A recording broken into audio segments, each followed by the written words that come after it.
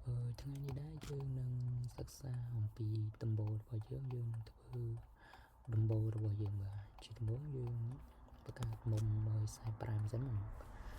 ចុចលើនេះមកគេបង្កើតមុំ45សិនមកអូនេះក៏យើងដាក់45ដែរហើយបន្តមកទៀតយើងដាក់អានេះម្ដង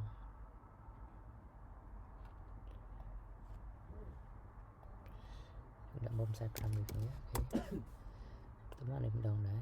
ដាក់45ដែរ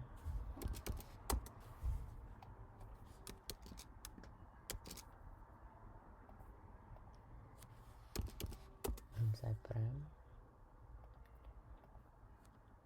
នេះក៏មុំ45ដែរបន្តមកទៀតយើងខមមិនអក្សរ L មក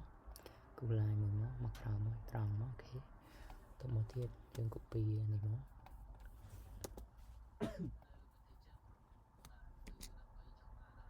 អូខេបានប៉ុណ្្នឹងហើយយើង select លើនឹងទាំងអស់មកអូខេបន្តមក comment អក្សរ M ចាប់ត្រង់នេះមកដាក់ត្រង់នេះអូខេបន្តមកទៀតយើងបានប៉ុណ្្នឹងហើយយើង comment អក្សរ L មកអូខេ